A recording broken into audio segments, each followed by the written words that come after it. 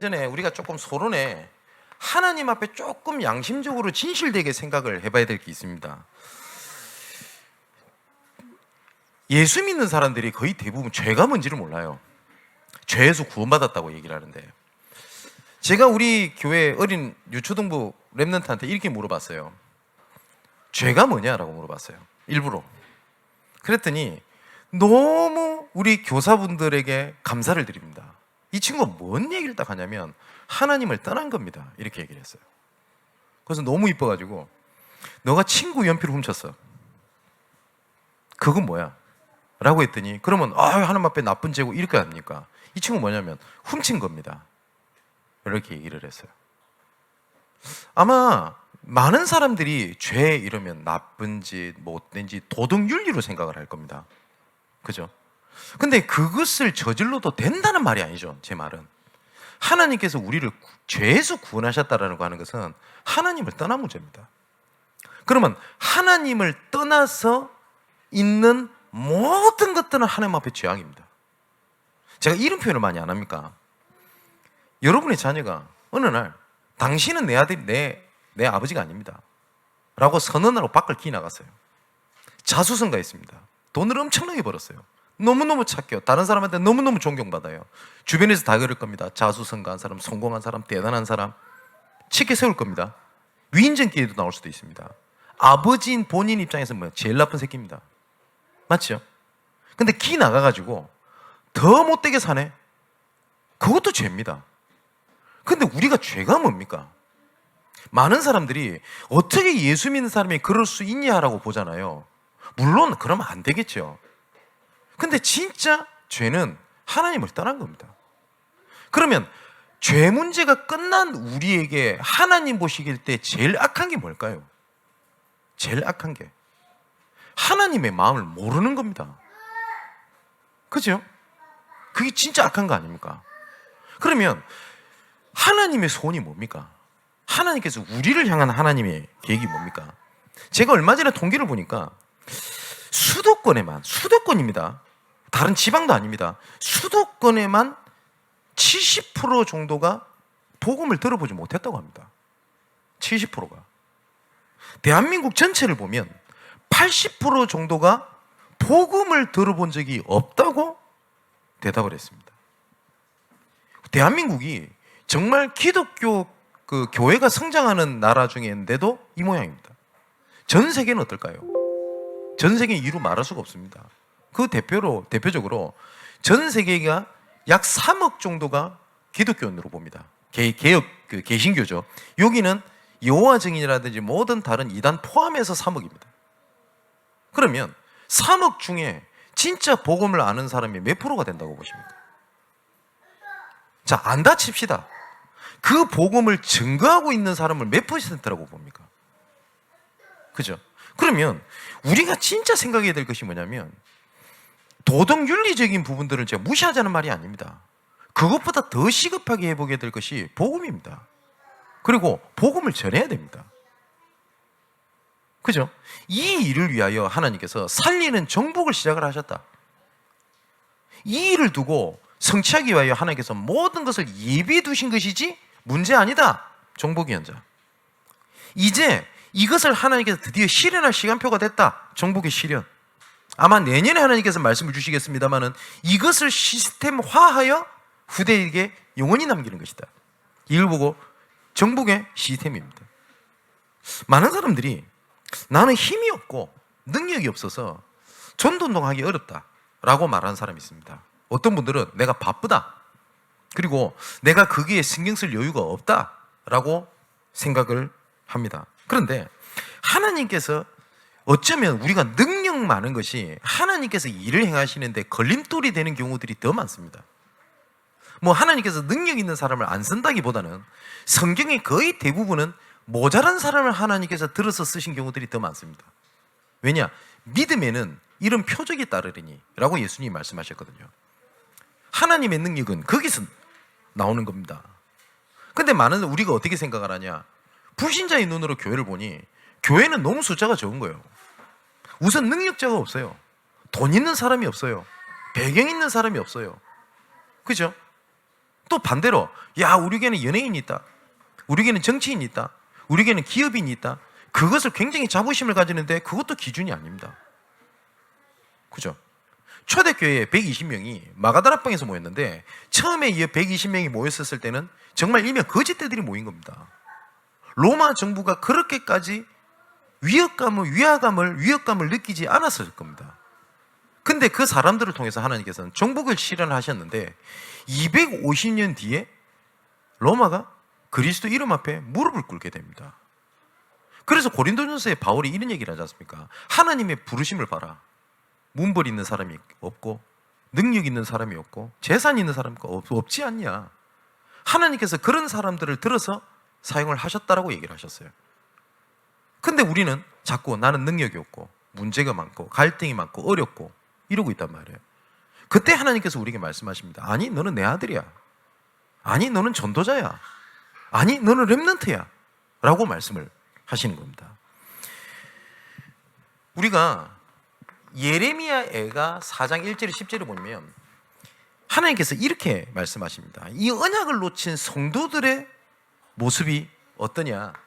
예레미야애가 4장 1절을 보니까 이렇게 돼 있습니다. 슬프다. 어찌 그리 금이 빛을 잃었고 순금이 변질되었으며 성소의 들들이 거리 어기마다 쏟아졌는고.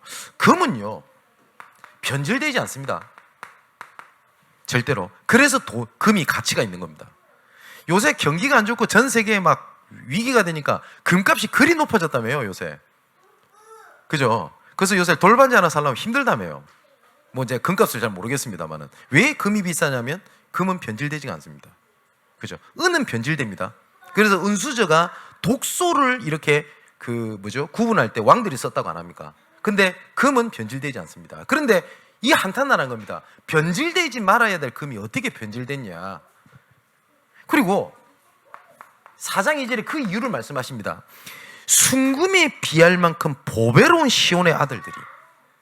순금에 어찌 더 말하면 순금과 비교도 안 되는 더 보배롭고 존귀한 주의 자녀들, 시온의 아들들이 어찌 토기장이가 만들 질 항아리 같이 여김이 되었냐. 쉽게 말하면 무가치해져 버린 겁니다. 지금 우리 대한민국에 봐도 교회 무용론을 외치는 사람들 되게 많습니다. 교회가 사회 악이라고 말하는 사람 되게 많습니다. 물론 보는 눈이 다르겠죠. 좀 범죄 저질렀다 이러면 다 교회 장로고 목사고 이러니까 이해는 됩니다만은 무가치한 일이 돼버리게 된 겁니다. 어느 세학자가 그랬잖아요. 이 시대의 마지막 보루가 교회를 안 합니까? 교회가 무너지면 시대가 무너진다 안 합니까? 그런데 정말 교회가 무너지는 시대가 와버렸어요 지금. 이 무가치한 존재가 되니까요. 4장 3절에 이렇게 돼 있습니다. 들깨도 젖을 주어 그들의 새끼를 먹이나 내 딸 백성은 잔인하여 강야의 타조 같다라고 돼 있거든요. 쉽게 말하면 자기 자녀들 놔두고 그 자녀를 키우고 살리는 일에 신경을 써야 되는데 심지어 뭐라고요? 들깨들도 이라고 표현합니다. 조금 안 좋게 말할게요. 설교 시간에 이 말 하면 안 되는데 개새끼들도 그러는데 너들 뭐 하는 거냐 이 말이에요.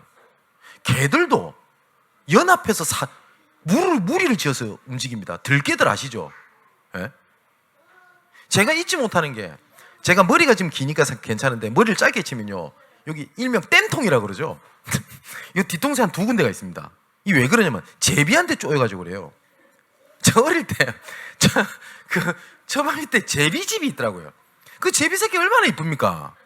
그래서 어린 마음에 그 제비집에 제비 새끼 빼낸다고 올라갔는데요. 저는 세상에서 제비가 제일 무섭습니다. 이 제비가 날라와서 머리를 탁 쪼고 날아가고요. 제가 내려올 때까지. 그래서 제가 그때 쪼여가지고 피가 나고 그 땜통이 생겼어요. 그래가지고 지금 제 뒷머리에 머리가 안 나는 땜통이 있습니다. 그 제비 새끼도 지 새끼 올바르게 키우는데 이 말이에요 하나님께서는. 그죠? 하나님의 사람이 자기 문제에 빠져가지고 문제도 아닌 거에 빠져가지고 살리는데 여유가 없는 거예요. 하나님께서 이 말씀을 하시는 겁니다. 그 결과로 예레미야 4장 4절에 안타까운 얘기를 하셨습니다. 젖먹이가 목말라서 혀가 2,000장에 붙으며 어린 아이들이 떡을 구하나 떼어줄 사람이 없다. 하나님의 진짜 복음의 제자가 없는 시대가 와버린 겁니다. 여러분, 이 시대도 똑같습니다. 이 시대에 누가 그러대요? 사람이 문제 때문에 망하는 게 아니라고 합니다. 그런데 위로를 받지 못해서 망한대요. 쉽게 말하면 위로해 줄 사람이 없고요. 가장 근본적인 건 하나님이 위로해야 되고, 옆에 있는 사람이 죽어가는데 그거에 대해서 여유를 줄 만큼 영적으로 황폐되어 있게 된 겁니다. 그래서 하나님께서 이 시대에 오늘 주시는 말씀이 광야 시절에 제자운동을 해라, 이 말씀을 하시는 겁니다. 우리 사역자들은 절대 단기간에 열매를 바라지도 마시고, 그리고 일심전심지속으로 생명 살리는 자리에 진짜 계시기를 바랍니다. 제가 어떤 장로님의 예를 들었는데, 제가 광주에 계신 어떤 장로님이 친구들과 함께 보고를 드시다가 보고독에 중독을 되셨답니다. 이건 보고독은 신경독이거든요. 그래서 숨을 쉬는 이 신경이 죽어서 숨을 못 쉬어서 죽는답니다. 근데 같이 먹었던 친구들은 다 죽었는데 이 장로님 혼자 살아남았어요. 근데 앰뷸런스가 오는 소리가 들리더랍니다, 장로님 말에. 근데 살려주세요라는 말을 못 하겠더래요. 왜냐? 신경이 죽었으니까. 그래서 눈 깜짝하니 누워 있는 거면 숨만 이렇게 겨우시고, 나중에 이 보호독이 신경 쪽으로 심장까지 오니까 숨이 안 쉬어지더래요. 그때 앰뷸런스 다행히 도착한 겁니다. 그러니까 그때 당시에는 기계로 이렇게 산소호흡기가 아니라 요 돼가지고 눌러주는 거 있지 않습니까? 이걸 이렇게 해주대요, 간호사가. 살 것 같더래요. 살 것 같다 이러고 있는데 계속 해줬으면 좋겠는데, 이리 하다가 놔두고 자기 할 일 하더래요, 간호사가. 그래서 장로님이 이거 좀 계속 눌러주세요 라고 말을 하려고 하는데 말이 안 나올 거 아닙니까? 신경독이니까. 그래서 죽을 것 같다 이러고 있는데 또 오더니 또 이렇게 눌러주더래요. 살 것 같더래요. 계속 해주면 좋겠는데 또 전화하더라네. 나 지금 일하고 있는데 하면서 친구인지 애인인지. 장로님 또 숨이 넘어가더래요. 죽을 것 같다 이러고 있는데 또 와서 눌러주더랍니다. 우리가 사역을 이런 식으로 하면 안 되잖아요. 죽을만 하면 호흡기 눌러줬다가 살만하면 빼버리고, 아니면 또 이 눌러줬다고 별로 회복 안 되니까 안 되는 것 같다 싶어서 호흡기 지가 떼버리고, 그러면 안 되지 않습니까? 일심전심지속입니다. 자, 오늘 광야의 제자운동을 얘기를 하는데 오늘 본문에 대한 내용이 뭐냐면 이겁니다. 모세에게 모든 문제를 다 가지고 오는 거예요, 많은 사람들이. 그래서 이두루 장로가 이렇게 얘기를 하는 겁니다. 뭐라고 얘기해요? 야, 이렇게 하면 니 장기적으로 사역 못해. 심지어 뭐라고 하냐면은 이렇게는 선하지 못하다까지 표현해요. 오늘 본문에는 옳지 못하다고 되어 있지만 예전 성경에는 선하지 못한 일이다 라고까지 표현합니다, 이두루 장로가. 반대로 말하면 뭐죠? 네 악한 일 하고 있어, 이 말이에요. 네 혼자 하는 거 아니야. 그래서 어떤 조건을 주면서 이런 사람들 중에 1000부장, 100부장, 50부장, 10부장을 세워서 각자 중요한 일을 맡기도록 해라, 이 얘기를 하고 이두루 장로는 자기 땅으로 이렇게 가게 됩니다. 그래서 오늘 중요한 단어를 잡아야 되는데 제자라는 단어입니다. 그래서 아까 말씀드렸던 대로 이두루 장로가 충고를 하게 됩니다. 그래서 8장 17절에 보니까 이렇게 돼 있죠. 모세의 장인이 그에게 이르되 네가 하는 일이 옳지 못하다라고 얘기했습니다. 이것을 예전 성경에는 아까 말씀드렸듯이 선하지 못하다 이렇게 표현했습니다. 선하지 못하다는 말은 다른 말로는 악하다 이 말이에요. 또 옳지 못하다는 말을 그대로 말하면 네 틀렸어 이 말을 하는 거예요. 하나님께서 이 시대에 한 영웅을 들어가지고 전도운동을 하고 세계를 살린 적이 단 한 분이 없습니다. 그렇기 때문에 세상에서 제일 착각이 뭔지 압니까? 내가 없으면 안 돼, 이게 제일 착각이에요. 목회자인 제가 우리 교회에서 중요한 일을 담당하고 있는 건 맞겠죠. 근데 제가 내가 양문교회 담임 목사인데 내가 없으면 교회 안 돼, 하나님께서 진짜 그 생각 부실 때까지 하나님께서 만드실 겁니다. 제가 하는 거 아니지 않습니까? 그죠? 그러니까 뭘 해야 돼요, 다. 제가 다 알아야 되고 그런 겁니까? 근데 생각 외로 목사님들 중에 그런 부분 되게 많아요. 내가 아는 목사님은 어느 교회인지 말 못하겠고, 집회 때 만나면 옛날 사람도 아닙니다. 지금 얼마 전에 만났는데 그러게 돼요. 욕구래요. 열쇠가 그리 많아요. 다 교회 열사람. 무슨 방. 그래서 나는 농담으로 그 얘기했어요. 디지털 기술하고, 디지털 믿으면 안 된대요. 그 장로님이 그걸 다 가지고 있어요. 그 장로님이 아니라 목사님이 다 지고 있어요. 그거 맞습니까? 그 이두루 장로가 그 얘기를 한 겁니다. 모세 보고. 니 틀렸어. 니 되게 악한 거야. 이렇게 얘기를 하는 겁니다. 그래서 18절에 이렇게 얘기를 하죠. 너와 또 너와 함께한 이 백성이 필경 기력이 세하리니 이 일이 네게 너무 중함이라 네가 혼자서 할 수 없다라고 얘기를 하거든요. 여기에 하나님의 나라 일에 함께의 원리를 얘기를 하는 겁니다. 함께의 원리를. 바울이 세계복음한 것이 아니라 바울팀, 바울의 제자들과 함께, 바울과 중직자와 함께, 바울과 후대들과 함께 세계복음을 이룬 겁니다. 그래서 올 한 해 우리에게 주셨던 4가지 함께라는 언약이 있습니다. 언약과 함께, 맞죠? 장로와 함께, 중직자와 함께, 제자와 함께, 후대와 함께입니다. 전 세계 237가 5천 종족 복음화를 저 혼자 못합니다. 맞죠? 그래서 함께입니다. 그래서 하나님께서 시급하게 이두로 장로를 보내가지고 시급한 전도운동을 시작을 하신 겁니다. 왜냐면 광야길을 계속 걸어가야 되는데 모세가 그러면 못하거든요. 그렇지 않습니까? 제가 부교육자 때 제가 부목사 때요, 전도사님들에게 지시란 게 있습니다. 뭐였었냐면, 교역자 회의를 할 때 문제도 아닌 거 갖고 올라오지 마라 그래요. 제가 지시를 했었어요. 왜냐면 제가 부임해서 또 보니까 문제도 해라, 제가 봤을 때. 근데 그걸 목사님한테 보고를 싹 다 하고 있어요. 안 그래도 목사님이 되게 예민한 분이거든. 그 교육자 회의 끝나면 이분이요, 제가 봐도 진짜 영적 상태가 안 좋아 보여. 말도 안 하시고. 그걸 부교육자들이 그 역할을 하고 있으면 됩니까? 그래서 제가 뭐라고 말씀드렸냐면, 굳이 뭐 서열을 따지자면 담임 목사님을 제외하고 제가 제일 위에 아닙니까? 그러면 다 자체적으로 문제도 아닌가 갖고 오지 말고, 문제 전도사님들이 해결할 수 있으면 하고, 안 되면 저한테 갖고 오라고. 내 선에서 못하면 그때 내가 목사님께 갖고 올라가겠다고 라고 말씀드린 적이 있어요. 제가 청년부를 담당할 때도 리더들을 세워서 했던 얘기입니다. 문제도 아닌 거 문제 삼지 마라. 쓸데없는 문제 아닌 거 내 귀에 들어오면 내 용서하지 않는다 그랬어요. 예를 들어서 청년들 사이에 연애할 수 있잖아요. 헤어졌어. 헤어질 수 있죠. 꼭 결혼해야 됩니까? 사귀었으면 꼭 결혼해야 돼요? 그 표정이 어떤 늘 나이 드신 분은 저렇게 저 타락한 목사를 봤나 이러는데, 아니잖아요. 그러면 서로 잘 챙겨주면 돼요. 그게 왜 문제입니까? 안 그래요? 근데 문제도 아닌 것에 다 체력 소모 다 해가지고 진짜 중요한 가나안 정복에 못하면 어떻게 됩니까? 모세가 그러고 있는 거예요. 모세가 모든 거 재판 다 하고 있는 겁니다. 제가 사과 훔쳐 먹었어야 되니까 야 증거 대봐라 이래가지고 바울이 그 모세가 그 재판 다 하고 앉아 있는 겁니다. 그래서 이두루 장로가 이런 거예요. 야 네 필경 네 기력이 세할 거야. 심지어 뭐라고까지 하냐면 그거 악한 일이야. 네 혼자 하는 거 아니야.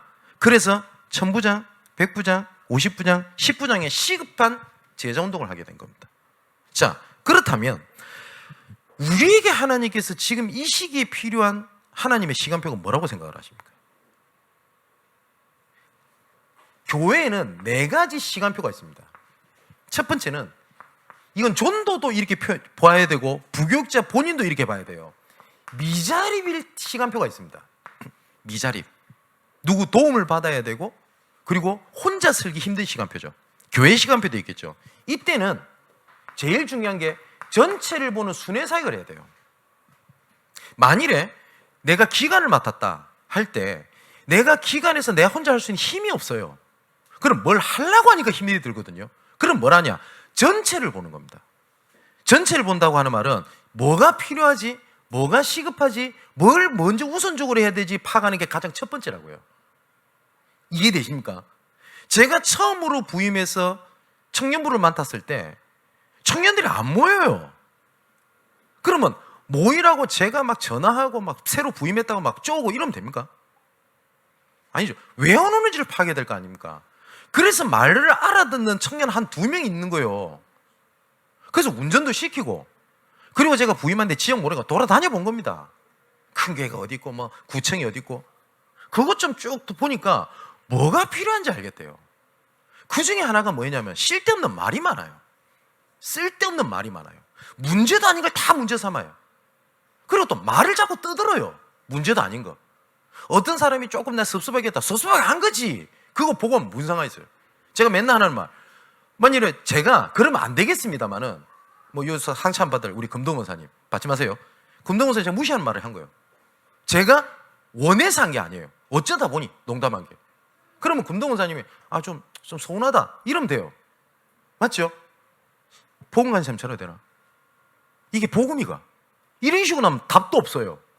거의 대부분이 그래야 다 무너져 버려요. 청년들이 또 그러고 있는 거예요. 그렇구나. 그래서 제가 청년들을 6명의 리더를 불러가지고 지시했던 게 그겁니다. 이 애들은 무조건 뭐라 하는 거냐? 구두상으로 하든 문자로 하든 전화로 하든 이메일로 하든 일주일 동안 모든 청년들 돌아가는 상황을 보고를 다 해라 내한테. 그럴 수밖에 없었던 게 청년부를 내가 설교할 수 있는 시간이 10분 15분밖에 안 됐어요. 그러면 10분 15분 안에 청년들 현장에 모두 쇼부를 쳐야 돼요. 쇼부 이런 단어 쓰면 안 되는데 그죠? 그 어렵습니까? 그 미자리 단계입니다. 왜냐하면 전체를 보는 단계. 그러면 조금 알아듣는 사람이 좀 올 겁니다. 개척 단계로 하죠. 이때는 조금 리더가 어떤 역할을 좀 해야 되냐면 보스입니다. 치고 나가야 돼요. 그때는 만일에 지금 알아듣는 사람이 만일에 청소년국에 청년부에 어린이 있다. 알아듣는 사람 붙잡고 조금 보스 역할을 해야 돼요. 그러면 조금 응답 오는 단계가 올 겁니다. 이때는 리더가 지도자가 리더 역할을 하는 겁니다. 리더는 확 지가 끌고 가는 게 아니죠. 함께 가는 걸 하는 거죠. 이제는 조금 대형 단계로 들어갈 때가 올 겁니다. 이때는 전문적 사역의 문을 열 수 있어요. 실제적으로 문화에, 정치에, 경제에 영향을 줄 수 있단 말이에요. 이거는 교회의 시간표 4단계로도 볼 수 있고 교역자들 개인적인 전도의 4단계로도 볼 수 있어요. 이런 시급한 전도 운동을 해야 된단 말이에요. 그렇다면 우리 교회도 이 시간표대로 걷고 있는 겁니다. 그럼 우리 교회는 미자리 교회가 아니죠.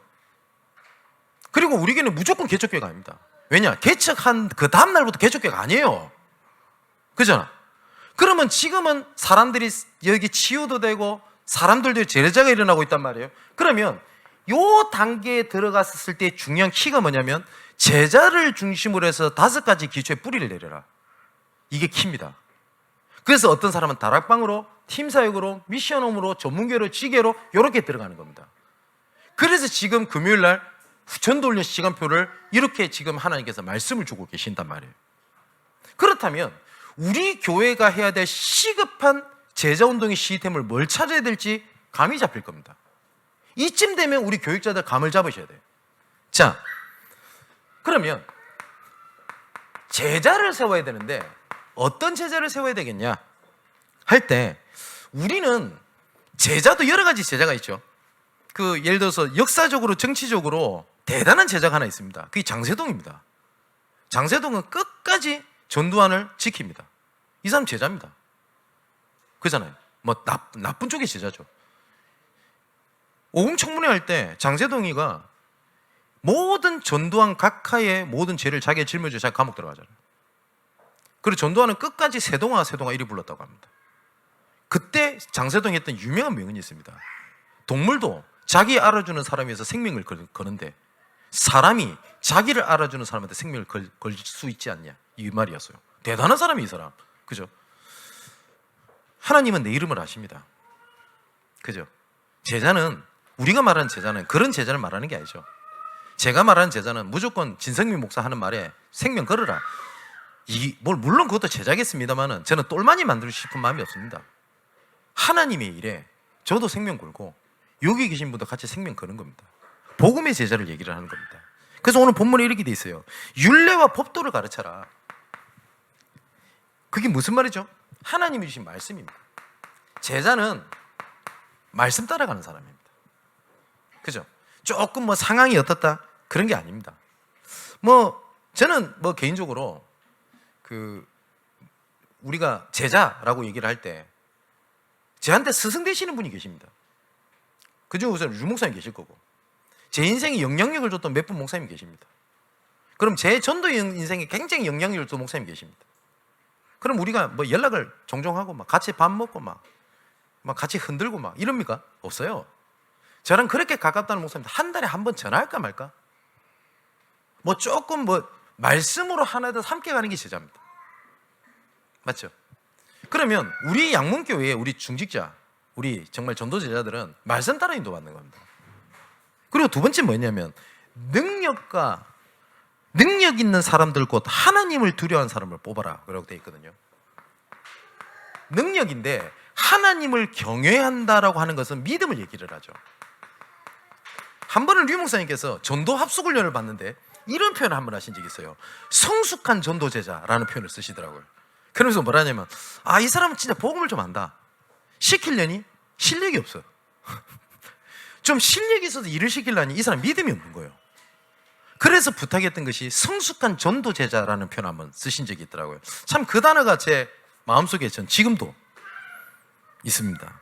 그리고 여기 보니까 진실하며 불의한 이익을 미워하는 자, 이거는 영적 싸움을 얘기하죠. 진짜 우리가 싸워야 될 게 있지 않습니까? 우리 장로님들, 우리 권사님들, 그리고 우리 렘넌트들, 우리가 참 싸워야 될 게 분위기랑 싸우는 겁니까? 아니면 내 갈등이랑 싸우는 겁니까? 아니면 이 세상에 영적인 것을 붙잡고 있는 주관자들과의 싸움입니까? 그죠? 이 영적인 싸움을 싸우는 자라고 되어 있습니다. 그리고 네 번째, 이도로 장로가 하는 말 있죠. 1000부장, 100부장, 50부장, 10부장 이런 구체적인 조직에 대한 얘기를 합니다. 그래서 우리 중직자분들은 가장 첫 번째가 제일 중요한 게 말씀의 흐름 속에 있는 나, 말씀의 흐름 속에서 내가 담당하고 있는 사역, 이 말씀의 흐름 속에서 내가 사역하고 있는 지역, 이 말씀의 흐름 속에서 하나님께서 주신 업, 이렇게 보면 정확합니다. 그리고 사역은 반드시 뭐가 돼야 되냐면 교회 중심이 돼야 지속이 됩니다. 제가 광화문 지역에 가서 이런 말씀을 드린 적이 있죠. 우리 대한민국을 살렸던 것이 교회보다는 선교단체였던 경우들이 되게 많습니다. CCC라든지 내비게이터라든지 단체가 있거든요. 얘들이 처음에 한국교회 왔을 때 이단 정죄를 받습니다. 교회 입장에서. 왜냐하면 이 친구들이 교회를 가지고는 전도가 안 된단 말이에요. 교회에서 쓸데없는 싸움을 하니까. 이해는 돼요. 자기들끼리 모인 겁니다. 지금도 IVF라든지 내비게이터는 자기들끼리 모입니다. 그러니까 얘들은 목회자를 인정을 하지 않습니다. 우리끼리 이렇게 하죠. 근데 시간이 한참 지났죠. 왜냐하면 선교단체 시대가 지났으니까요. 그때 리더격에 있었던 모든 청년들은 목회자가 다 돼 있어요. 그 왠지 압니까? 이렇게 전도운동을 해보니 교회 중심으로는 하면, 교회 중심이 아니면 안 된다는 사실을 다 깨달은 거예요. 하나님께서는 전도운동을 교회 바깥에서 일을 진행하신 적이 없어요. 간혹 가다가 우리 단체에서 이런 사람이 있습니다. 교회는 마음에 안 들고 담임 목사 마음에 안 들어. 근데 전도는 해야 되겠어. 그래서 교회 중심이 아니라 바깥에서 열심히 지금 모임합니다. 나름대로 응답이 있는 것처럼 보이는데 다 무너집니다. 그래서 제자들은 반드시 교회 중심으로 가야 돼요. 그리고 이 모든 것이 현장 중심으로 가고요. 이것이 나중에는 미래 중심으로 가는 겁니다. 미래에 내가 무엇을 해야 될 것인지. 자, 그러면 여기 계신 분들은 다 하나님께서 제자로 불렀기 때문에 제자에게 주신 미션이 있습니다. 하나님이. 가장 첫 번째가 사도행전 1장 3절에 보니까 여기에 하나님의 나라에 대해서 말씀하셨다라고 다 안 돼 있고요. 하나님의 나라, 일에 대한 얘기를 말씀하셨다고 돼 있습니다. 성경에. 그죠? 이거를 영어로 미션이라고 얘기를 합니다. 하나님의 나라를 이루는 미션에 대한 부분들을 예수님께서 부활하사 바로 승천하시지 않고 40일 동안 그 말씀을 계속 하셨습니다. 뭐냐면 뭘 소유하라는 말이겠죠.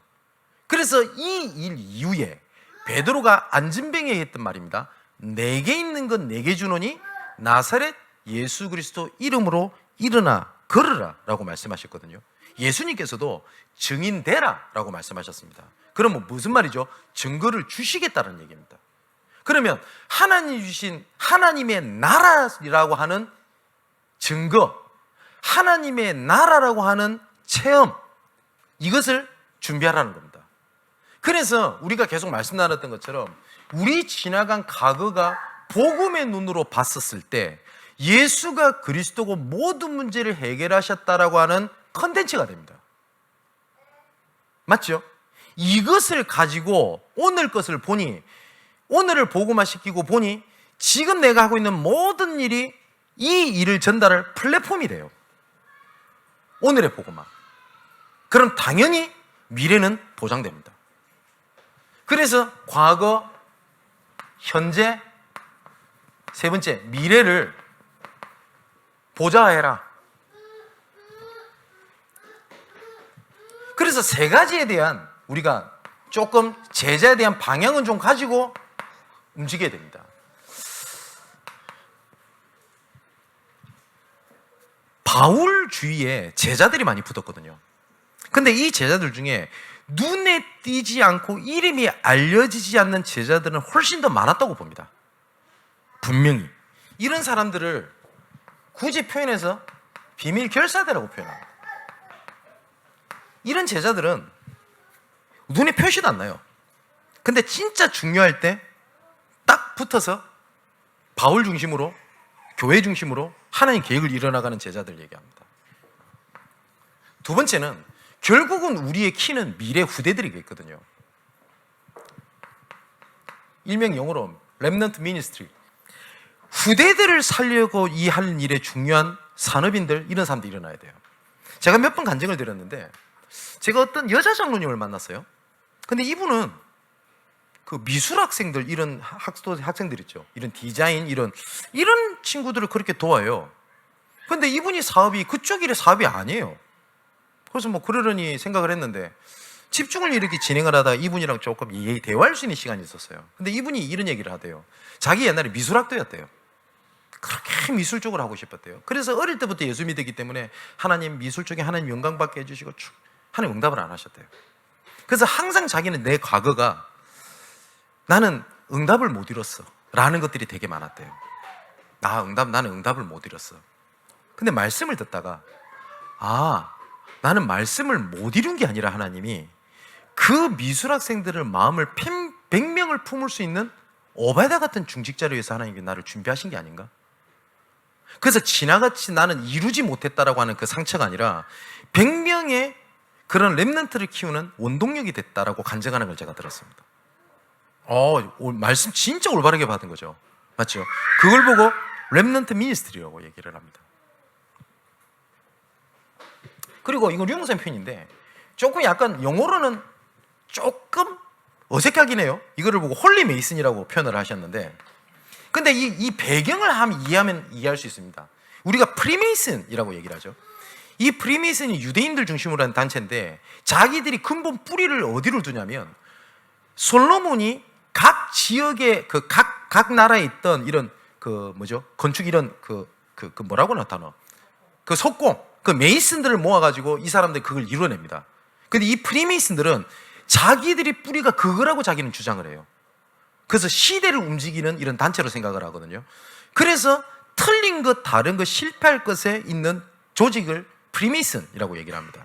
그러면 얘들이랑 싸우자는 말은 아닌데 복음의 일에, 하나님의 거룩한 일에 그 일을 할 수 있는 제자들, 그래서 그걸 굳이 표현하기를 홀리 메이슨이라고 표현을 하셨어요. 조금 이게 영어로는 조금 어색하긴 해요. 근데 이거는 뭐 단어가 중요한 게 아니라 내용이 중요한 거니까요. 그래 놓고 세 번째, 우리가 제자로서 조금 발자취를 남기는 겁니다. 우리가 어마어마한 걸 남기는 것이 아니고요. 로마서 16장에 있는 일꾼들이 가지고 있었던 이면 계약이 있습니다. 이거는 하나님과 자신만 압니다. 내가 하나님 앞에 내가 어떤 사람으로 쓰겠다. 거기에 반드시 하나님은요 제자를 붙입니다. 그거 확실합니다. 제가 몇 번 간증드린 적 있잖아요. 제가 잊지 못하는 권사님이 한 분 계세요. 박찬성 권사님이라는 분인데요. 이분은 항상 교회 가면 있어요. 몸이 연세가 안 좋으니까. 근데 이분이 일평생 했던 일이 있습니다. 강대상을 청소하는 일이었습니다. 뭐냐면 말씀을 주시는 그게 내가 청소한다 이거였어요. 그리고 나는 이 늙은 여종이 하나님 앞에 할 수 있는 것이 뭐냐? 그냥 기도하는 것밖에 없더래요. 그래서 이분이 왜 교회에 있냐? 힘든 사람은 무조건 교회 와서 하기 때문에 그 사람 모든 사람 다 만납니다. 그래서 기도 제목이 뭡니까? 제가 잊지 못하는 게 제가 고등학교 때 눈병이 심하게 걸려가지고 조퇴를 하게 됐어요. 너무 눈병이 힘드니까 너무 괴로우니까 기도해야 되겠대요. 그래서 교회를 간 거예요. 제가 그때 섬기고 있던 데 교회가 삼천포 사만교회라고 고신축 교회인데, 근데 그분이 저를 찾아온 거예요. 근데 눈을 못 뜨고 이래 있으니까, 승민아 나 권사님인데, 아 권사님 왜 어떻게 이렇게 있냐. 그래서 내가 어려운 얘기 쭉 얘기를 하고 난 다음에 권사님이 이런저런 얘기를 하잖아요. 네 뭐 하고 싶냐. 그때 제가 신학교 준비하고 있었거든요. 내가 뭘 하고 이러. 이분이 이거를 마음 놓고 저를 위해서 정말 축복기도 해주시는 거예요. 아, 제가 그분을 잊지 못해요. 지금은 돌아가셨어요. 근데 이분이 이면계획이 뭐냐? 나는 일평생 교회를 지키는 파수꾼. 어쩌면 그분이 결정적이라고 말할 수 없지만 부족한 저를 키웠던 교회를 살리는 일이었습니다. 중고등부 부장이었습니다. 이분은 문제 있는 애들을 계속 믿음으로 격려를 하는 거예요. 저 교회 나오지 말라 했거든요. 목사님이. 제 중고등학교 때 워낙 사고를 많이 치니까. 그래서 어머니가 저 때문에 교회 얼굴을 못 들고 다닐 정도였어요. 모든 사람이 제 욕 다 했어요. 저런 새끼가 교회 다닌다고. 그런데 유일하게 욕하지 않고 믿음의 말을 해줬던 분이 계세요. 그분도 박씨네요. 박강식. 그때 당시 안수지사님. 이분 장로님 되셨거든요. 근데 이분이 뭐라고 말씀하셨냐? 나는 다른 사람이 뭐라고 해도 나는 하나님이 너를 크게 쓰실 거라고 본다. 격려하는 거예요. 하나님이 너를 쓰실 거라고 본다. 그 격려를 한 겁니다. 그 격려가 부족한 점 저를 살렸어요. 저는 그분의 격려가 지금도 잊지 못해요. 그래서 이분이 무슨 일 하셨는지 아세요? 공무원 학원을 운영하셨어요. 근데 이분이 하셨던 얘기입니다. 공무원 학원에 온 사람들은 다 실패하고 마지막으로 온 사람이 많대요. 요새는 좀 다르죠. 예전엔 진짜 그랬어요. 다 힘 빠져 있잖아요. 힘 준 거예요. 자기에게 하나님 주신 이면계예요. 여러분 어떻게 생각이 되십니까? 나는 교회를 살리는 일에, 렘넌트 살리는 일에 아무것도 할 거 없다? 거짓말 하지 마세요. 그 하나님 이면계약입니다.